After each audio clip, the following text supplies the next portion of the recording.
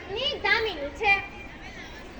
ટપુડા જેવો એક પિંટુડો, ભણવામાં તો સાવ ઢગલાનો ઢ. તમારે બધાને પિંટુડાને જોવો છે ને? હાલો હું તમને, પણ તમે તમારી આંખે જ જોઈ લો ને. હું તો આ હાલ તાક થૈયા થૈયા થૈયા થઈ.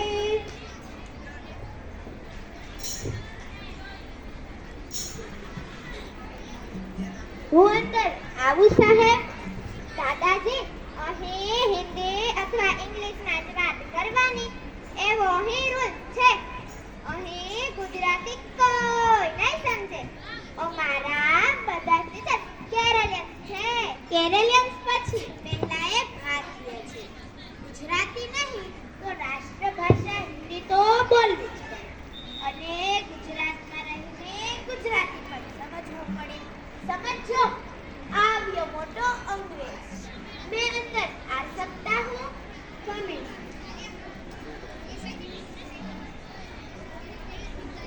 तुम्हारे ग्रैंडसन बहुत मिस्टीरियस है, हम उसे डिसमिस कर देंगे. જે છોકરાને ભણવામાં રસ ન પડે એ તોફાન જ કરે ને. क्या बोलता है? What you say?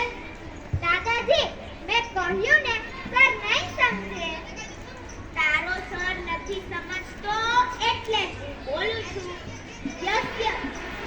आप गुजराती लैंग्वेज नहीं आती.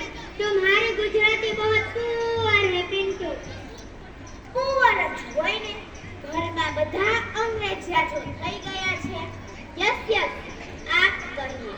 इनको ट्यूशन की जरूरत है, इसलिए तुमको बुलाया है. क्या बोलता तुम? હિન્દીમાં વડીલોને તું નહીં આપ કહેવાય. પહેલા મારે તમને ટ્યુશન આપવું પડશે. દાદાજી, રહેવા દો. અહીં સ્કૂલમાં ક્યાંય સરસ્વતી માતાનો ફોટો જ નથી.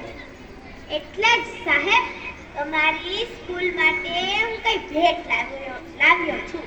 જુઓ, આ સરસ્વતી માતાનો ફોટો તમારી સ્કૂલને ભેટમાં આપવા આવ્યો છું. No no, we don't accept it here. શું તમારું અંગ્રેજી શિક્ષણ આટલું સંકુચિત છે, ધર્માંધ છે? સાહેબ, આ તો વિદ્યા મંદિર કહેવાય. અહીં વિદ્યાના દેવી સ્વીકાર હોય, અનિવાર્ય હોય. નો નો, ગેટ આઉટ. એ ગેટ આઉટ વાળી. નીકળું છું. જ્યાં સરસ્વતી માનું સ્થાન ન હોય ત્યાં ઊભું કોણ રહે? ચાલ પિંટુડા. આ તારા મા બાપે તને અંગ્રેજીમાં ભણાવીને અંગ્રેજીઓ બનાવો છે. આપણા જ મલકમાં રહીને આપણા જ દેવી દેવતાઓ અને આપણા જ વડીલોનું અપમાન કરતું શિક્ષણ શું કામ? આપણી જ સંસ્કૃતિનું અપમાન કરતા શિક્ષણને અપનાવીને આપણે આપણા જ પગ પર કુહાડો મારીએ છીએ. દાદાજી, તમારું ગુજરાતી તો મને પણ અન્ડરસ્ટેન્ડ નથી થતું. ક્યાંથી થાય?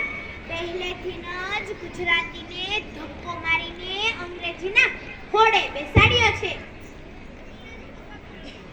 તાક થૈયા થૈયા થૈયા થઈ. જોયું ને તમે બધાએ? આ દાદાજી શું બોલ્યા? એણે એમ કીધું કે પહેલેથી જ માતૃભાષા ગુજરાતીને ધક્કો મારીને અંગ્રેજીના ખોળે બેસાડ્યો છે. આ અશોક અને એની પત્ની દામિની તો હજી બાકી છે. એ બે સાવ મૂર્ખા છે. પહેલેથી જ મેં જો આ બાપુજી પાસે ગુજરાતી શીખ્યું હોત ને તો મને સરખું ગુજરાતી આવડી જાત. પણ હવે તમારે અશોકને અને દામિનીને જોવા છે ને? હાલો હું બતાવું. પણ હું શું કામ બતાવું? તમે તમારી આંખે જ જોઈ લ્યો ને. હું તો આ હાલ તાક થૈયા થૈયા થૈયા થઈ.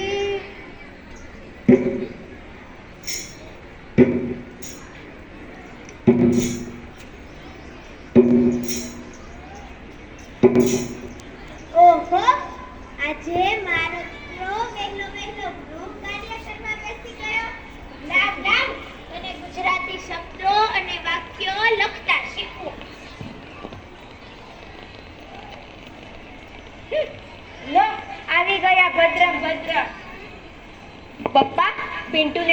ઇંગ્લિશ સ્ટડી કરવા દો.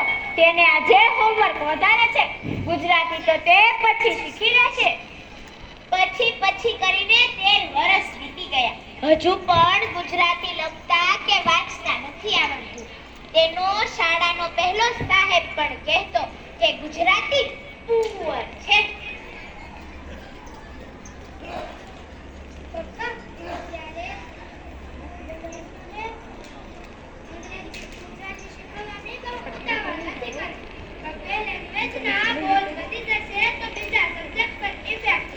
આવ્યો મોટો લેંગ્વેજ વાળો, આવ્યો મોટો ઇફેક્ટ વાળો. પિન્ટુને જ્યારથી અંગ્રેજી માધ્યમમાં બેસાડ્યો ને ત્યારથી જ કહેતો કે જો માતૃભાષાનો પાયો પાકો હોય ને તો બીજી ભાષા શીખતા વાર ન લાગે. જો ગુજરાતીનો પાયો પાકો હોય છે ને તો આ તમારી અંગ્રેજી શીખતા વાર નહીં લાગે. પણ રાસનું કહ્યું ભિખારી માને તો ને. પપ્પા, અત્યારે ટાઈમ ચેન્જ થઈ ગયો છે. ઇંગ્લિશ પાવરફુલ હોય તો છોકરા ક્યાંય દુનિયામાં પાછા ન પડે અને મારી જેમ ઇન્ડિયામાં જ રહી પડવાનો વસવસો તો ના રહે.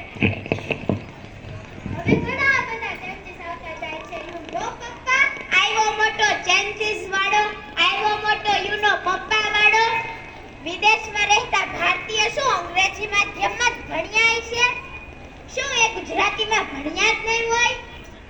અરે બેટા, વિદેશમાં રહેતા ભારતીયો